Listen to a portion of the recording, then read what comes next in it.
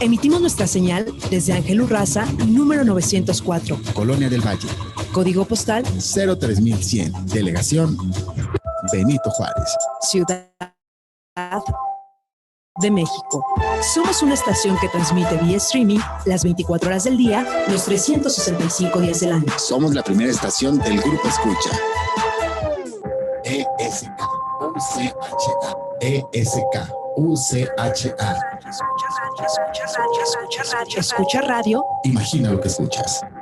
www.escucharadio.com.mx.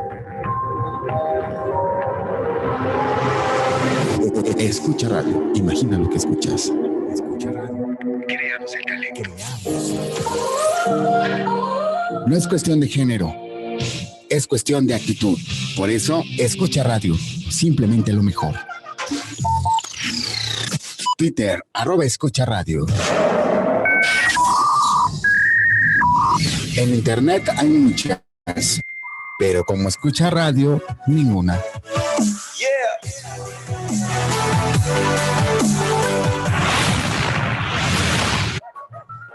¿Buscas el turismo, la gastronomía, la cultura, el arte? Enamórate de México. Esto es México en tu vida. Comenzamos.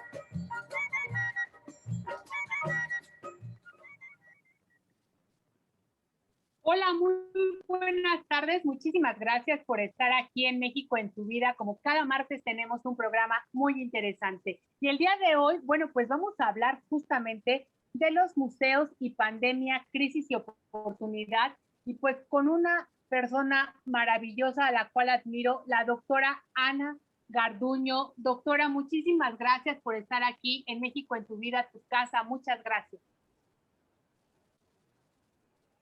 Tu micro. Doctora, tu micrófono, no se escucha. Hola, buenas tardes. Gracias por invitarme. Agradezco mucho tu invitación y a tu público seguidor siempre. Con todo gusto. Bueno, pues déjenme les presento a la doctora. Ella es doctora en Historia del Arte por la Universidad Nacional Autónoma de México. Desde el 2006 es miembro del Sistema Nacional de Investigadores, Premio al Desempeño Académico e Investigación 2010-2015 por el Instituto Nacional de Bellas Artes, investigadora titular del INBA desde 1995 hasta la actualidad. Y bueno, sus líneas de investigación son Sistema de Museos de México, Coleccionismo de Arte y Política Cultural, profesora de la Maestría de Museología de la Escuela Nacional de Restauración de Lina, y de la Maestría en Historia de Arte de la Facultad de Filosofía y Letras de la UNAM. Entre los libros que ha escrito se encuentra el de Alfredo Guati, Rojo y el Museo Nacional de Acuarela en México, publicado por Conaculta Nunacua en el 2016, y El Poder del Coleccionismo del Arte de Álvaro Carrillo Gil en México en el 2009. Y por supuesto, bueno, pues ella es una persona muy, muy importante dentro de toda esta parte de la museología. Y les quiero decir que debido al brote del coronavirus, más de 60,000 museos en el mundo cerraron totalmente y parcialmente. Algunos han estado en estado híbrido, pero sin embargo, bueno, los retos hacia los museos, hacia la parte de la cultura, realmente son muchos y algunos tienden a cerrar. Por ello, la plática de hoy es tan importante.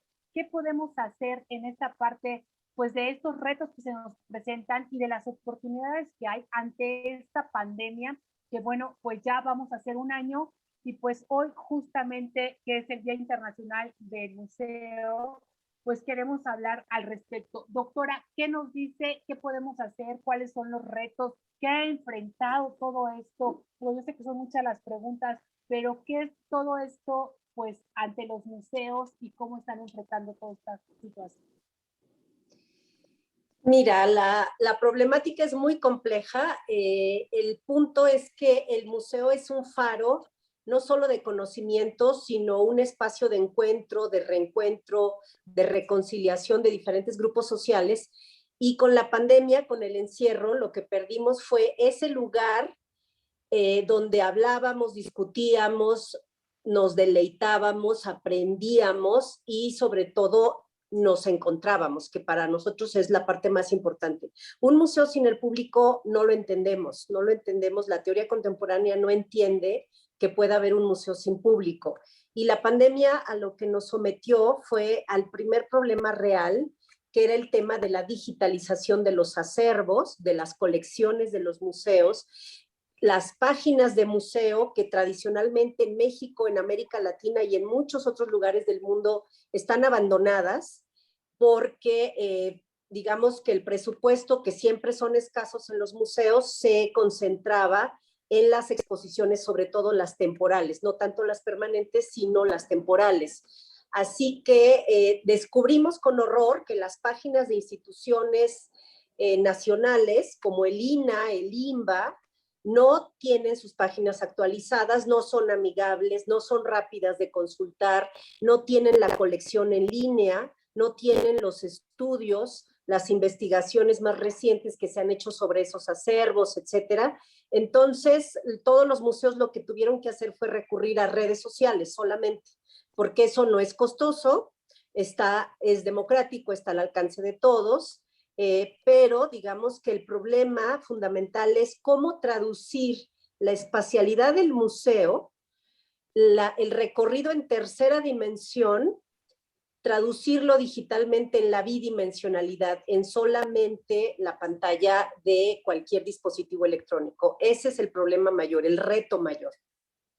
Claro. Ahora bien, esta parte de no solamente es en México este reto, ¿no? Sino es a nivel mundial y cada gobierno estará haciendo lo propio, pero sí me gustaría enfocarme como en México. ¿Qué está pasando? Porque, bueno, por ahí también me llegó un artículo en donde hay muchos museos en riesgo de cerrar debido a que no hay un presupuesto para estos museos y que se está concentrando solamente en algunos museos y, bueno, hablan específicamente, doctora, de los museos que están pues en el centro de la Ciudad de México, ¿no? Prácticamente Chapultepec y toda esta zona de estos museos. ¿Qué está ocurriendo aquí en México? En el país lo que ocurre es que los presupuestos estatales para museos se redujeron sistemáticamente, se han reducido sistemáticamente en las últimas décadas. Digamos que desde que se sustituyó un modelo de gobierno social de apoyo a la cultura y al arte por un modelo neoliberal, donde la cultura es lo que menos importa, desde los años 80 del siglo pasado a la fecha, progresivamente, no importa el tipo de gobierno que sea, se han ido reduciendo los presupuestos para el sistema cultural, específicamente el universo de los museos, y esto se ha venido acentuando en los últimos años, desafortunadamente, así que los museos se encuentran con muy poco presupuesto, prácticamente solo cuentan con recursos para operar, no para generar nuevas exposiciones, sobre todo estamos hablando de exposiciones que puedan tener préstamos internacionales o nacionales de otros recintos, etcétera. Y los museos privados, que normalmente tienen una procuración de fondos muy sólida, que normalmente reciben parte de su presupuesto por taquilla, por la venta de la tienda, por asociaciones civiles, por particulares que los apoyan, que los benefician como patronos, como gente interesada en la cultura, el hecho de estar cerrados, de seguir pagando sueldos, de seguir pagando seguro médico, etcétera, pero no recibir el financiamiento al que están acostumbrados, no solo por la taquilla de la gente que ingresa al museo, sino muchos de esos recintos privados también viven de rentar los espacios para diferentes fiestas, diferentes reuniones sociales. Así que de pronto vieron mermada su capacidad de recaudación de fondos, lo que ha hecho que estén seriamente muchas instituciones pensando en el cierre definitivo porque es incosteable la situación actual en un contexto de cierre pandémico. Claro. Ahora bien, ¿qué se puede en esta parte de reprogramar de actividades o qué se puede hacer? Porque si bien pues estaban, como usted lo dice, tenían otros ingresos, ¿no? Hoy en día, ¿qué es lo que se podría hacer? Porque también la parte digital pues cuesta, ¿no? Digitalizar un museo o que la gente llegue a los museos. Hoy, pues cómo se podría replantear toda esta temática de los museos y de poder traer colecciones, porque al final del día yo lo que decía era, en un museo no solamente son las colecciones, sino es todo lo que hay atrás de esas colecciones para que alguien la pueda ver, ¿no? Entonces, ¿qué es lo que se podría, desde su perspectiva, nuevas actividades realizar o qué es lo que se podría hacer? Primero estamos tratando de convocar a la sociedad civil a que participe y que también se haga corresponsable del universo museal en México. No podemos seguir esperando a que solo sean las autoridades estatales, nacionales, municipales las que se hagan cargo, sino también necesitamos nosotros asumir nuestros compromisos culturales, nuestros compromisos sociales, entender que somos parte de una comunidad, que los museos son nuestros y que lo que les suceda a ellos también tiene repercusiones en nuestra vida cotidiana, en nuestra vida, digamos, artístico, cultural, antropológica, histórica, arqueológica. Entonces, la idea es que nos involucremos, que participemos, que asistamos con todas las medidas de seguridad a los museos que ya están abiertos. Hoy justamente conmemoramos el 18 de mayo de cada año, conmemoramos el Día Internacional de los Museos, que regresemos a estos espacios que necesitan la visita fresca del público para que podamos existir. O sea, sí vamos a llegar un momento en que nos encontremos la parte digital y la parte física en el museo, pero digamos que de todos modos lo digital no puede sustituir, de momento por lo menos no, con la tecnología que tenemos ahora, lo digital no puede sustituir la visita física, el contacto con la obra de arte, el contacto con el artefacto cultural. No es lo mismo verlo en una pantalla, por mucho que haya recorrido en 360 grados, que haya, digamos, manera de interactuar con los objetos, de verlos girando por arriba, por abajo, etcétera. De todas maneras, la experiencia sensorial, las emociones, el impacto a los sentidos que produce el recorrido al museo no puede, insisto, con la tecnología actual, ser sustituida por los dispositivos con los que contamos ahora. Claro, bueno, y yo sí agregaría que aún teniendo la mejor tecnología no es lo mismo, no es una misma experiencia estar desde el computador o desde el internet viendo esto, a interactuar ahí, a compartir con la gente, porque bueno, se comparte con la gente, aunque no se conozca, ¿no? Cómo vio la obra, o a veces al final de un recorrido hay alguna mesa redonda o algo por el estilo para poder interactuar con la obra y verla en vivo. No es igual, o sea, yo creo que realmente no es lo mismo recorrer, y además la magia que encierra un museo, doctora, ¿no? La magia, la historia, ahora sí que cada pared nos habla aún en el silencio, nos habla cada pared del museo, y que es muy importante regresar a estos museos y poder como sociedad hacer aportes, ¿no? Aportes quizá no solamente de manera económica, sino también de otro tipo de aporte, y empezar a, yo siento que los museos también tienen mucho que ver con el platicarle al otro, ¿no? Que no ha ido al museo, qué obra vi, qué sentí, no sé, toda esa parte sensorial que usted dice, como de rumor, podría decirse, y empezar a interactuar ya con los museos, con todas las medidas de seguridad. Sí, por supuesto. La idea siempre es que el visitante comparta la experiencia con otros visitantes en ese momento y que el museo le proporcione las herramientas para comprender los discursos, las narrativas, digamos, las ideas que están detrás de cada exposición, detrás de cada núcleo dentro de una exhibición específica, etcétera. La idea es que la gente no solo utilice el museo como un espacio de aprendizaje, de conocimiento, que eso está bien, pero también que haya disfrute, que haya goce, que haya sensaciones placenteras o no. Algunas exposiciones, el objetivo es preocupar, propiciar la reflexión, cuestionar. Hay provocaciones, los museos también parte de su trabajo es provocar al público, a veces incomodarlo también, ¿no? Porque digamos que es un ente vivo. El museo está tan vivo como nosotros, por supuesto, y está reflejando nuestras preocupaciones, nuestras preguntas, nuestras dudas, nuestras obsesiones. Así que la invitación es esa, a hacer nuestro el museo, a regresar a estos espacios y a comprometernos con ellos en la medida de nuestras posibilidades. Ya el hecho de asistir y de participar, de estar allí, ya es un dato importante para nosotros, porque sin duda las colecciones de los acervos de los museos son importantes, son fundamentales, le dan identidad, le dan una presencia y lo distinguen de otros recintos, pero lo que hace la vida de un museo es el público que lo visita. Claro. Ahora bien, me preguntan si ahora que estuvieron cerrados los museos, corrían riesgos. Si había gente que estuviera cuidando las obras, pues en exposición, ya sean físicas o las que se quedaron temporales, ¿no? O todo este acervo. ¿Los museos corren riesgo estando cerrados, doctora? Sin duda corren riesgo, se hacen más vulnerables, es como una casa abandonada, de alguna manera, como una casa vacía.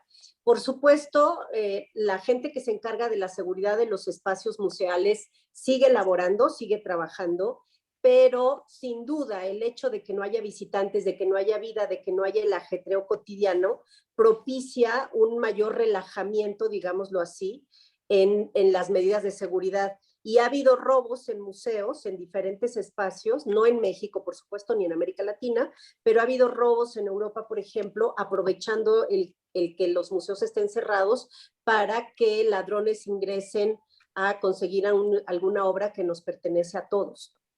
Claro, como fue el caso del cuadro del jardín de Vincent Van Gogh, ¿no? En Bélgica. Fue sustraído el 29 de marzo del 2020 justamente por esta cuestión, ¿verdad? Ahora bien, los museos privados, ¿qué pasa? Porque sí me gustaría como diferenciar los museos privados o las colecciones privadas de los museos públicos. ¿Cuál sería la diferencia, no? Porque me hacen la pregunta de si hay apoyo para los museos, ¿por qué dicen que no hay apoyo para los museos? Entonces sí quisiera como diferenciar cuando es un museo privado y cuando es un museo pues que le pertenece al gobierno. Sí, ahí estamos hablando de la administración. ¿Quién es el responsable de la administración? Los dos museos privados o públicos en realidad son públicos todos, porque todos están abiertos para que ingresemos nosotros y todos tienen algún día de entrada gratuita o permanentemente son gratuitos, etcétera. Entonces, el tema es la administración. ¿Quién lo administra? ¿Quién lo va financiando? ¿Quién es el responsable de su financiamiento, de su diseño e instrumentación? ¿Quiénes son los que deciden qué exposiciones, de qué tipo, de qué manera se montan en cada museo? En México lo que tenemos son museos nacionales que pertenecen al Instituto Nacional de Bellas Artes, al Instituto Nacional de Antropología. También la Secretaría de Cultura cuenta con otros espacios que le pertenecen y hay instituciones en los gobiernos de los estados, museos tanto de las capitales de los estados como en diferentes ciudades del interior del país. Y también hay museos municipales, digamos. Los municipios también, algunos se hacen cargo de sus patrimonios a través de diferentes instituciones. Ahí el dinero entra directamente por el erario público, es dinero federal o nacional o estatal el que está haciendo que esas instituciones sobrevivan. Y hay otros que son museos de administración privada, que pueden ser de fundaciones, asociaciones civiles, asociaciones culturales, puede ser de particulares que tienen invertido, digamos, un espacio, un acervo, un personal profesional que se dedica, digamos, a proporcionar un servicio cultural, un servicio a la comunidad, digamos, ¿no? Esos museos, todos en realidad tienen apoyos estatales, en realidad todos, incluso los que tienen administración particular tienen apoyo estatal, porque o bien les prestan el espacio donde se hace el museo. Es el caso del museo, por ejemplo, Franz Mayer, que está en el centro de la Ciudad de México, que es un museo de administración privada, mediante una fundación que dejó el coleccionista original, Franz Mayer, y sin embargo, el espacio donde está pertenece al gobierno de la Ciudad de México, que lo entrega en comodato. Digamos que lo tiene prestado por una determinada cantidad de años para que allí se establezca el museo. Hay otros, como en Chapultepec, por ejemplo, el Museo del Papalote, que está en un terreno que pertenece al gobierno de la Ciudad de México también, porque todo el área protegida de Chapultepec nos pertenece colectivamente, digamos, ¿no? Entonces, hay entradas de dinero, generalmente hay soportes económicos, por ejemplo, la Cámara de Diputados año con año entrega o entregaba un dinero para que los recintos culturales sobrevivieran o pudieran elaborar proyectos culturales de beneficio colectivo, digamos, de beneficio público. Entonces, también los gobiernos de los estados tienen una partida presupuestal tradicionalmente para que los museos, aún siendo de administración privada, reciban un beneficio económico que les permita continuar con sus proyectos. Claro. Bueno, quiero mandar un saludo a Silvia Indaval, a Estefanía Espinosa, a Fe Estrada, a Lucy Alba Valenzuela y a Vicky García. Muchísimas gracias por estarnos escuchando, y también a la maestra Jiménez. Bueno, ahora bien, me preguntan también si esto también incluye a las casas museo. O sea, hablamos de museo en general. O sea, ahorita con la pandemia todo estuvo cerrado, incluyendo las casas museo, que también están en riesgo. Sí, incluye las casas museo, por supuesto, que es un tipo de museo donde estamos, digamos, haciendo un homenaje a un personaje que vivió allí, o está retratando, es una escenografía que retrata una época histórica, un momento de nuestra tradición, de nuestra cultura.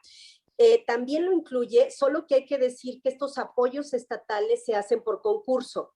Hay una partida presupuestal, no es mucho dinero, se tiene que repartir entre todos los que quieren participar, los que meten un proyecto con una especificación de qué es lo que quieren hacer, y digamos que el dinero siempre es escaso. Entonces pueden participar, por supuesto, todo tipo de museos en México, museos de científicos, tecnológicos, de ciencias naturales, etcétera, de arte, por supuesto, de historia, de antropología, y sin embargo, como el dinero es muy poco, siempre hay problemas y se reparte probablemente no la cantidad que solicitaron, sino una parte menor, y por supuesto no a todos los participantes, porque eso sería verdaderamente imposible. Claro. Ahora bien, en cuanto a los museos privados, se requiere, pues ahora sí, una flexibilidad. Tienen muchísimas restricciones, doctora, para poder, pues, generar sus recursos o para poder financiarse. ¿Qué es lo que usted sugiere para pues, que se pueda flexibilizar, pues, no sé, las políticas que existen al respecto? Si comparamos la situación entre los museos de administración pública y los de administración privada, en realidad los que están más restringidos son los museos públicos, los museos estatales o federales, digamos. Son los que tienen mayor problema porque tienen una legislación obsoleta que les impide actualizar sus medios para procuración de fondos, que les impide recibir donaciones en efectivo, por ejemplo. Tiene que ser bajo ciertas reglamentaciones que son muy complejas, que son laberínticas. Los particulares que quieren donar a las instituciones públicas de verdad se enfrentan a un gran reto. En cambio, las instituciones privadas tienen su legislación, su reglamentación, tienen transparencia, tienen la obligación de responder por transparencia, así que los dineros que reciben son mucho más fluidos, no tienen tanto problema para recibir apoyos, para recibir beneficios económicos, no así las instituciones públicas, que nos enfrentamos al gran problema de que por un lado los presupuestos se reducen y no tenemos mucha posibilidad, mucha margen de acción para poder recibir fondos de donativos o particulares o empresariales. Claro. Ahora bien, se necesitaría entonces una política pública para, pues, que los museos que están con una administración pública pudieran recibir donativos sin tanto laberinto. Esa es una de las propuestas que podría darse. Y ahora, Sin duda. sí, ahora, sí, doctora, perdón, me interrumpí. Sí, necesitamos una campaña pública nacional que fomente la donación.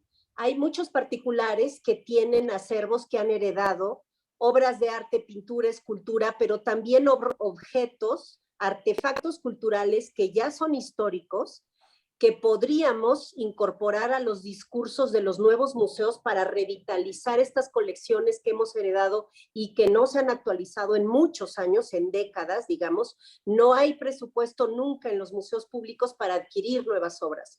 Entonces, si pudiéramos hacer una campaña de donación, una invitación a la comunidad para que done aquellos objetos que ya no puede mantener en el ámbito privado, pero que en los acervos públicos podrían hablar de nosotros mismos, de lo que somos y de lo que hemos sido.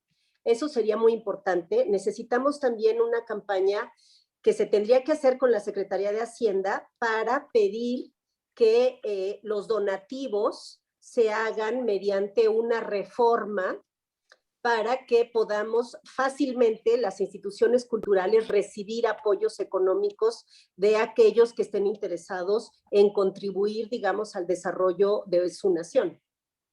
Claro, porque al final todo esto habla de quiénes somos como mexicanos, habla de nuestra cultura, de todo nuestro patrimonio, ¿no? Entonces, el exponer una pieza que a lo mejor alguien tiene ahí de pisapapel, doctora, permítame decirlo, porque muchas veces eso pasa, ¿no? La tienen ahí pues en el olvido, o no la tienen con el mantenimiento adecuado, cosas por el estilo. Sí sería como muy importante que se pudieran hacer estas donaciones, ¿no?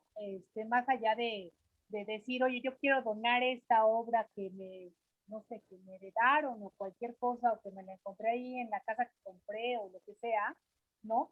No ponerle tantos peros para una donación, porque además es un regalo, ni siquiera estoy recibiendo un dinero por eso, sino lo quiero regalar. Y son muchas trabas para poder hacer esta donación, y que ya a veces las personas deciden, mejor no, mejor ahí la dejo y que ahí se quede, o se la vendo a un coleccionista o lo que sea, ¿no? Sí, si este tipo de donaciones fueran objeto, por ejemplo, de exención de impuestos, que no se pagar impuestos un año si entregas, como ocurre en otros países, en Europa, en Estados Unidos, que el hecho de donar a una institución pública te permita no pagar impuestos o reducir tu carga de impuestos en un año o en un cierto periodo de tiempo, creo que tendríamos instituciones mucho más fortalecidas, tendríamos museos con otro tipo de acervos, porque a veces parece que en los museos, sobre todo los museos públicos, estamos en las mismas viejas paredes colgando las mismas obras que han visto generaciones y generaciones de mexicanos, ¿no? Como que los acervos, como no se actualizan, no compramos obra, no nos llegan piezas nuevas, entonces digamos que estamos reciclando los mismos objetos. Necesitamos, digamos, nutrirnos, fortalecernos, y eso podría ser mediante una campaña de donación nacional. Claro. Ahora también cabe señalar que los museos son centros de investigación, centros de restauración, centros pues que las personas que laboran ahí realmente pues hacen toda una investigación sobre una obra o sobre una colección que van a poner, ¿no? Ya en algún momento usted nos hablaba de la curaduría de las obras y cómo tienen que irse encontrando estas obras. Y bueno, ¿qué más tenemos en los museos, doctora? Porque creo que no nada más es el que vamos y vemos la obra, ¿no? O la exposición, sino hay mucho trabajo atrás y además de investigación. No sé si nos quisiera platicar un poquito al respecto. Sí, estás hablando de un tema muy interesante, muy duro, muy difícil. El personal que labora en el museo es un personal normalmente especializado, preparado. Mis alumnos hacen la maestría tanto en estudios curatoriales en la UNAM como en la Escuela de Restauración hacen la maestría de estudios curatoriales, de estudios museológicos también, y el problema está en que El sueldo que reciben normalmente es muy, muy básico, trabajan muchísimo, se enfrentan a muchos retos, tienen que generar todo un proyecto expositivo que implica seguros, traslados, digamos, colocación del objeto en el espacio museal, etcétera. Son diferentes especialidades, el conservador, el restaurador, el que genera los embalajes, el museógrafo, el curador, los directivos que toman las decisiones, etcétera. Es todo un universo, digamos, de especialistas que ahora, que siempre han estado con problemas económicos, porque los sueldos en el área cultural son mucho más bajos que en cualquier otra área, pero ahora en pandemia, con el cierre de museos, la mayoría han tenido que despedir empleados, aún empleados que tienen una larga trayectoria, que gozan de reconocimiento, digamos que estaban a punto de jubilarse. Hay varios casos bastante terribles de colegas que han perdido sus empleos porque sus instituciones no pueden solventar, seguir pagando sueldos estando sin recibir dinero por los ingresos cotidianos a los que estaban acostumbrados, digamos. Entonces, el personal no solo son problemas de seguridad médica, el que hemos estado viviendo en los museos, sino también el tema de los despidos, que ya se venían sucediendo en años anteriores, pero que ahora se acrecentaron en el universo de la pandemia. Claro, y que al final, pues todo esto es un reto, ¿no? Realmente, porque pues estas personas tienen todo un acervo, ahora sí que pues en su ser, en su cerebro, tienen todo un acervo, y dejarlos ir así nada más, la verdad es una gran pérdida, creo yo, para la humanidad al final, porque también hablemos de que muchas personas dentro de los museos han perdido la vida por el COVID, ¿no? Entonces también tenemos toda esta parte que, bueno, pues a lo mejor se quedó ahí también pues en el limbo, porque no puedo decir en el tintero, todas esas personas que se han tenido que ir del museo de alguna forma, digamos, de esta manera, y que queda ahí un hueco, queda ahí un vacío, porque ahora que empecemos a abrir los museos, y que ya los estamos empezando a abrir, pues esas personas van a hacer falta ahí, y que van a quedar como una mesa de tres patas prácticamente. Sí, ese es un tema, tenemos, digamos, yo siempre quiero ver la otra parte, la parte positiva. Tenemos grandes retos en contexto pandémico y también tenemos oportunidades. Para mí es un momento de oportunidad de repensar quiénes somos en los museos, quiénes estamos allí, qué queremos hacer, qué tipo de museo, de institución actualizada, fresca en la medida de lo posible, qué discursos podemos hacer para atraer a los públicos y para proporcionarles, digamos, estrategias de reflexión donde, digamos, repensemos el momento que nos toca vivir entre todos, en colectivo. Entonces, es una oportunidad para que pensemos quiénes somos y qué queremos ser, qué hemos sido, pero también qué necesitamos ser para enfrentarnos a los retos presentes y también para poder generar discursos que hablen de nosotros mismos a nuestros colegas, a nuestros compañeros, a nuestro público en general. Entonces, es una oportunidad para saber, digamos, qué tanta falta me han hecho los museos en este tiempo, y si no me han hecho falta, ¿por qué? ¿Qué está pasando?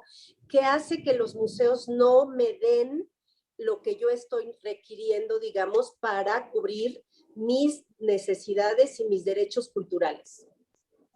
Dentro de todos estos retos, doctora, ¿con qué podríamos marcar como retos que tenemos hacia adelante, hacia un 2021 a partir de hoy, 18 de mayo, pues ahora sí que es Día Internacional de los Museos?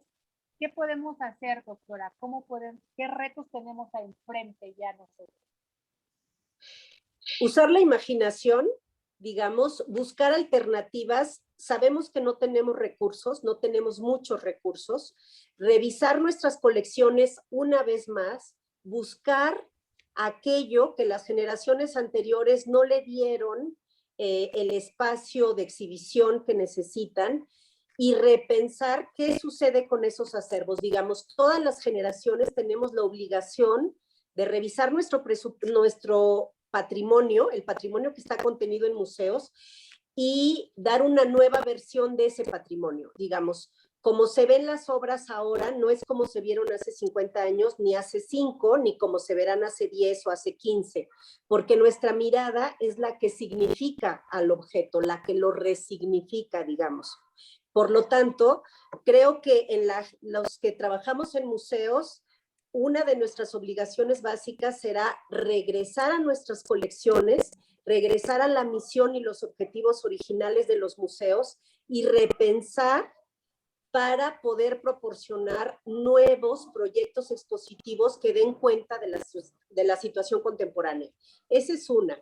Y como sociedad civil, creo que el gran reto es reencontrarse con estos espacios que viven para el público en general, que estos espacios están allí para el disfrute y la reflexión colectiva. No son espacios donde se gasta dinero para que no vaya nadie, ¿no? Digamos, sino hacer estos recintos, a incorporarlos a nosotros mismos, digamos, indica que estamos pensando en el bien común, digamos, que es un concepto antiguo que viene desde la Edad Media, el bien común, donde el gobernante tiene la obligación de pensar en el bien común, pero también el colectivo, también la sociedad civil, y por lo tanto, yo digo, tenemos problemas en los museos, sí, son reales, son de muchos tipos, son tecnológicos, son económicos, son de seguridad, de personal, de recursos humanos, etcétera,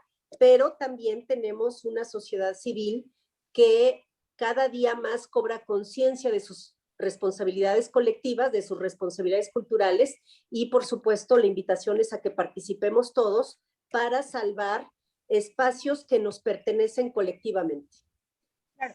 Ahora bien, ¿usted cree, me hacen la pregunta, que si usted cree que sería necesario que hubiera una carrera de museo, pero con la parte digital, que la gente que digitalice las obras sepa qué es lo que está con conocimientos de museografía, perdón? Sí, generalmente los alumnos toman clases, es una de las materias que ellos tienen que cursar, el tema de la inventarización de los objetos, digamos, de la descripción física del objeto. Esa es una primera básica, digamos. Los objetos, si no están clasificados, si no están inventariados dentro del museo, no podemos localizarlos fácilmente, se perderían de manera muy fácil, ¿no? Muy rápida.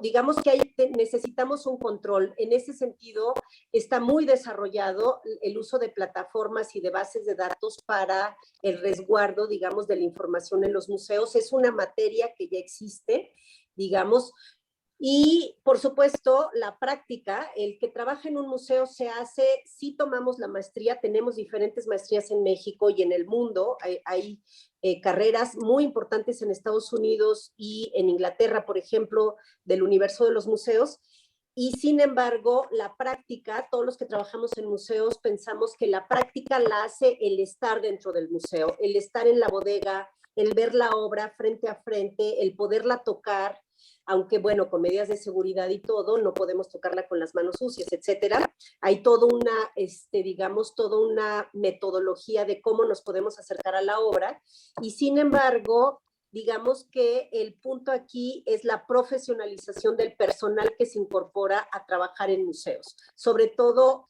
hay mucho amor al arte. De los que trabajamos en museos, de los que colaboramos en proyectos específicos, como es mi caso, lo que nos mueve, lo que nos motiva es un enorme amor al arte y a la cultura. Claro. Ahora, esta parte del amor y al arte y la cultura, que lo vemos de manera física o que lo hemos estado viendo de manera física y poco a poco, ¿no? Con los años, yo creo que a través de los años se ha ido viendo también de manera digital. ¿Qué pasa con el museo físico contra el museo digital? ¿Con el museo digital? O sea, los dos museos podrían llegar a ser híbridos, ¿no? Que sí es necesario, yo sí creo que es necesario ir a un museo físicamente y que, bueno, ahora esta pandemia nos ha permitido, o antes de la pandemia, nos ha permitido que personas que por alguna discapacidad, alguna situación o algo no puedan ir al museo porque está muy lejos en otro país, o sea, hoy la manera digital nos acerca, ¿no? De alguna forma, y yo lo diría pues entrecomillado. No sé usted cómo lo ve la parte del museo físico contra el museo digital. Sí, sin duda, las plataformas digitales lo que han hecho es democratizar el acceso al museo, digamos, facilitar el que diferentes públicos logren ingresar al perfil, digamos, de una institución museal. Aquí el punto es que, por supuesto, no, mi punto de partida es que la visita digital no puede sustituir a la visita física, sensorial. Y sin embargo, el hecho de que podamos recorrer un museo en 360 grados, que podamos interactuar con las piezas de un acervo, que podamos acceder a sus fotografías en diferentes tomas, en diferentes planos, que podamos tener la información básica, la descripción, el análisis, la interpretación de especialistas a través de la pantalla, digamos, a través de nuestros dispositivos móviles o fijos. Digamos, esa es una gran fortuna, es un gran avance tecnológico, el hecho de que no tengamos que viajar para conocer otras realidades, otros universos conceptuales, otras piezas que nunca vamos probablemente a ver en vivo y a todo color en físico. Digamos, ese es un gran aporte de la red, del internet y de la digitalización de los acervos. Por supuesto, estamos conscientes que el museo futuro tendrá que ser híbrido, exactamente, tendrá que ser una parte de recorrido físico y proporcionar a todo aquel visitante que no pueda acudir físicamente, que el museo, la página oficial del museo, no solo redes sociales, sino la página oficial del museo les proporcione la información lo más cercano posible a una experiencia sensorial, digamos, a una visita física, lo más cercano posible. Y digo la página del museo porque, digamos, que es ahí las piezas, las obras, la información queda de manera permanente. En redes sociales el gran problema es que son efímeras, ¿no? Estamos usando las redes sociales para promocionar eventos, para presentarlos en tiempo real, pero no estamos guardando la memoria de todo lo que ocurre en el espacio museal a través de las plataformas de redes sociales. Ese es para mí el gran problema de solamente centrarnos en redes sociales y no en fortalecer la página permanente del museo. Claro. Ahora, una pregunta que me hacen es, cuando se digitaliza una obra o una colección, no, ¿realmente se plasma tal cual es o hay a través de los programas que se hacen, pues la correcta obra y entonces ya la obra no ya se presenta maquillada, podríamos decirlo? Eso obedece a diferentes estrategias. Hay instituciones, por ejemplo, el INAH, el Instituto Nacional de Antropología e Historia, lo que hace es poner una marca de agua en las fotografías, de tal manera que no se puedan reproducir, digamos, que no se pueda abusar de la imagen, ¿no? Porque hay un tema que son los derechos de autor. Por un lado, si son obras de arte, por supuesto, o si son piezas que pertenecen a una colección privada. Entonces, ahí estamos hablando de varias problemáticas que van convergiendo en la digitalización de los acervos. Hay algunas que lo ponen, por ejemplo, en baja resolución para que no se puedan imprimir tal cual en libros que no piden autorización a las instituciones que poseen esos acervos. Entonces, ahí hay diferentes criterios. Prácticamente cada institución decide cuáles son las medidas en las cuales va a permitir el acceso a su patrimonio y cuáles son los mecanismos que va a instrumentar para proteger esas piezas de un abuso de la imagen, ¿no? al final también existe un riesgo, ¿no? En esta parte de la digitalización, como es traer esta información y utilizarla pues prácticamente para otra cosa, de alguna forma, de alguna manera. Y que, como usted dice, utilicen las obras que necesitarían permiso, que necesitarían o que está prohibida su reproducción, ¿no? En hacerla, incluirla o esas partes de hoy en día hasta falsificar digitalmente las obras, doctor. Sí, hay todo un tema de derechos de autor, hay un tema grandísimo de protección jurídica del patrimonio tangible, intangible, colectivo o particular, digamos, por supuesto, porque estamos hablando de derechos de las instituciones, de derechos de los creadores, etcétera. Y también, por supuesto, hay una parte social de la vida de los objetos artísticos, antropológicos, arqueológicos, digamos, que en el fondo nos pertenecen a todos, son creaciones humanas, entonces intervenirlos juguetonamente, modificarlos, digamos, ahorita han circulado a partir de la pandemia miles y miles de piezas de museos, ¿no? Que, por ejemplo, se pone a Mona Lisa abrazando el retrato de Van Gogh, por ejemplo, que son ese tipo de juegos que hablan de la importancia que tienen esas piezas en la sociedad. Si no fueran importantes, no estarían en memes, no estarían en chistes, en bromas digitalizadas o fotografiadas, etcétera, ¿no? Entonces, digamos que la intervención de la obra también es un homenaje que hace la sociedad hacia aquellos objetos, aquellas ideas, aquellos conceptos, fotografías, imágenes que no son representativos, que digamos que tienen algo que ver con nuestra vida. Entonces, también hay una parte de juego, hay una parte lúdica, divertida, de intervenir la obra sin lesionar, digamos, derechos de autor. Hay piezas con las que se puede hacer, hay obras que nos pertenecen. Mona Lisa nos pertenece a todos, no solo al museo en París en donde reside. Y de alguna forma también, pues esta parte de hacer las obras de manera interactiva, ¿no? Ya también hacerlo digital, bueno, pues también podría ser interactivo, pero también quizás sea este reto de interactivo en los museos de manera física para que las personas se animen a visitarlo, tengan este gusto, retomen este gusto por visitar los museos y que recuerden que el estar en pandemia no implica tampoco pues dejar de lado toda esa parte cultural que tenemos y que México es muy rico en eso.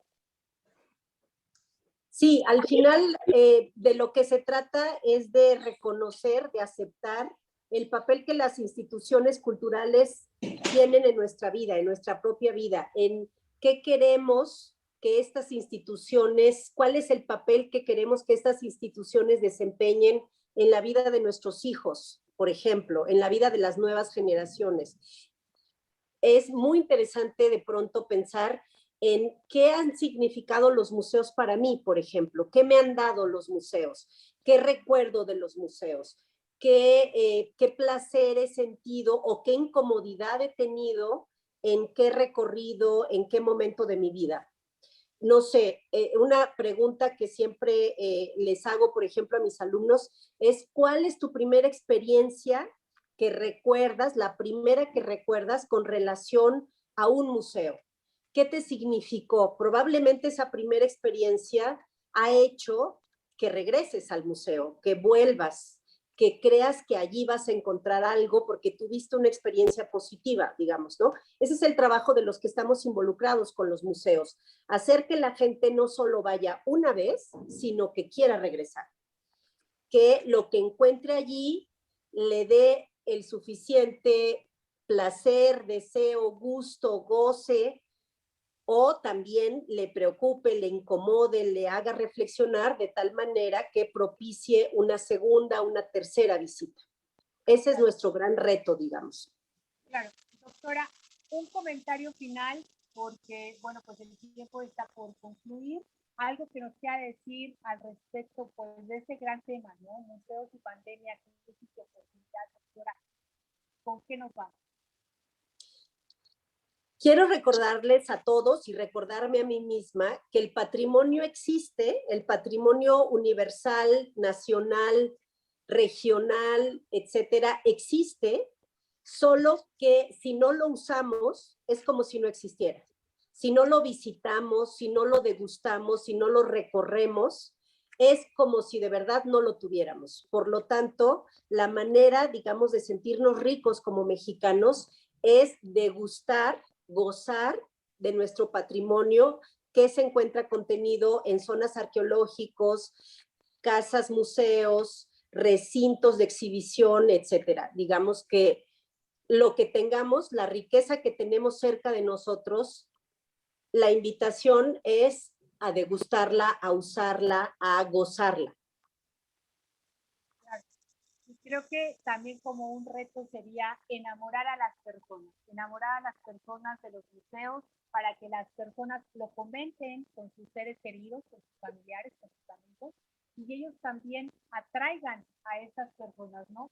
Creo que el reto mayor de los museos, quizá me equivoque, pero creo que el reto mayor de los museos es como estos bares que a veces están o esos lugares que a veces están de moda y que hablamos o restaurantes en donde nos sirven una comida deliciosa y hablamos de ello y igual hablar del museo, hablar de su acervo, hablar de lo que nos gustó para de esa manera pues enamorar a los que estén a nuestro alrededor y también quieran visitar y enamorarse de los museos. Creo que ese es un gran reto, enamorar a las personas de nuestros recintos, que bueno, pues a ciencia cierta desconozco cuántos museos y cuántas casas museo hay en México, pero seguramente más de 100. Estoy totalmente de acuerdo contigo. ¿Verdad? Bueno, pues quiero darle las gracias a la doctora Ana Garduño Ortega por estar aquí en México en tu vida con este tema tan interesante, museos y pandemia, crisis y oportunidad. Doctora, muchísimas gracias por estar aquí en tu casa, México en tu vida. Gracias por la invitación y gracias a tu público por escucharnos. Gracias. También, pues gracias a nuestro director general, Antonio Basbar, a todo el equipo que hace posible esta transmisión, pues también en la postproducción a Estefanía Espinosa, en redes sociales y en toda esta parte de la difusión a Janitzki López. Y por supuesto, esta semana haz algo diferente. Visita los museos que ya están abiertos, enamórate de ellos, enamórate de sus colecciones. Si tienes algo que aportar o que no te haya gustado o que te enamoró, pues también haz para que de esa manera podamos crecer pues, en esta parte de los museos. Y por supuesto, habla de ellos. Enamórate también de los museos que de alguna manera quizá en este momento están cerrados, pero que en su momento estuvieron abiertos, para que nuevamente tengamos juntos ese acervo, esa cultura que nos enamora a México. Y que por supuesto también México, déjame decirte que es uno de los países con mayores museos del mundo y que es muy importante conservarlos y tenerlos ahí pues, en todas estas colecciones. Si tienes ideas, haznoslas saber porque siempre es muy importante pues escuchar al otro, al escucharte, pues podemos nosotros también crecer dentro de los museos, acércate a los museos y vive la experiencia. Muchísimas gracias, doctora, y hasta la próxima. Hasta pronto.